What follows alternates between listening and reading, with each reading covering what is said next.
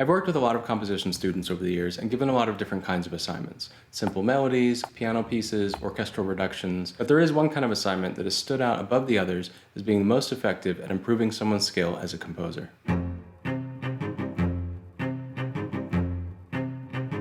Hey guys, welcome back to my channel. My name is Ryan. I'm a composer for film, TV, and video games. This is where I talk about the craft of writing music. For more videos about film scoring, music theory, and all that good stuff, please remember to subscribe. So my favorite kind of assignment to give students is the Soundalike. This is where you take a reference track as a model and write an original new piece based on it. You're trying to catch the spirit, the energy, kind of the emotional feel of the original track while still creating something new that's not a complete ripoff. There is a difference between a Soundalike and a knockoff.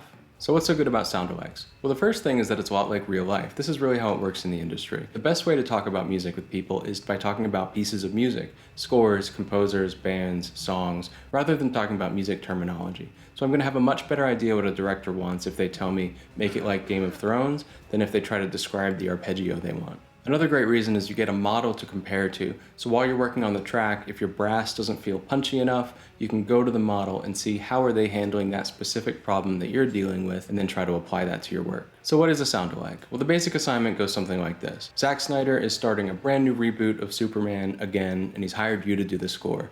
They want to go with that classic John Williams 1970s sound, but there's some sort of legal problem and they can't use that exactly. So you've got to give them something close, but new. This kind of thing happens all the time. A Soundalike is not a copy. You're using the reference as inspiration, but you're still trying to create your own track. You want to capture the same feel and the same energy without just copying down every note, and then when theirs goes up, yours goes down. The best Soundalikes I get from my students are ones where I can still recognize the reference because I assigned it to them, but your average listener probably wouldn't be able to tell exactly where it came from. So how do you do it? How do you write an effective Soundalike? Well, what you shouldn't do is transcribe or write down the notes of what you're hearing in your reference track and then try to change it. You're never going to get far enough away, and the roots of that track are always going to be there. What you should do instead is do a deep listen and analysis and take down notes in written language. No notation.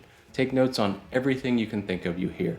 The tempo, the meter, the key, are there any featured instruments? Are there any background instruments that really stand out? Try to describe the track in as much detail as you can using only words. Then give yourself some space. Ideally, you walk away and you don't come back till the next day, but if you have to walk away from your desk and come back 5 minutes later, even that's enough time to clear your head. But it's very important that when you sit down to write your new piece, you do not listen to the reference anymore. Try to just forget it completely. You're now going to write a reference track based on your notes. So there's going to be a really big difference if you sit down and you say, okay, I've got to write a march, it's going to be upbeat in a major key, I'm going to feature the trumpets. You're going to get a very different track than if you went, okay, I'm trying to copy the Indiana Jones theme.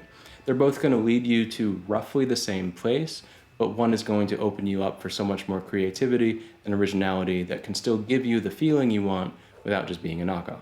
So there are a couple of really nice things you get with these notes as your reference. The first is some distance from the original track. Instead of hearing the specific beats and harmonies, you're instead working with some more abstract concepts that should lead you to some different places. The other nice thing you get is when it's all listed out, you can really think about what is essential, what do you need to keep, and what can you change. So for example, when I wrote the Interns of Field theme for Screen Junkies, the show was an obvious parody of Agents of S.H.I.E.L.D., and they wanted to use that theme as their reference, but we couldn't just do it exactly. So when I listened to that, I heard the string ostinato was a really important part of it that I wanted to keep. Having brass I thought was really important for that comic book superhero sound. But some of the things that didn't have to be the same were things like the meter. It was in 4/4, so what if I tried to put my own in 3/4? When I did that, I was able to come up with some very interesting, different ideas that made my track sound like its own thing, not like a complete knockoff of the Agents of S.H.I.E.L.D. So when a student has finished their Soundalike, we can evaluate it in a couple different ways. The first is just as its own piece of music. How does the melody hold up? How about the harmony, the form, all those different things. But then the other thing is we can use it compared to that original. We can look at the parts that were maybe not as strong or were maybe some problems, and we can see how did the original composer handle that problem when they had to deal with it. For example, if your drums are feeling kind of weak, we can go look and be like, okay, well what did they do to get a really big, strong drum sound?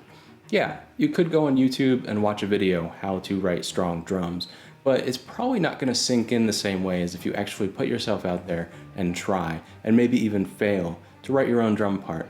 Then, when you go look at the original reference track, you have a stake in it. You understand on a deeper level what you did differently than the model is doing, and those lessons are really going to sink in.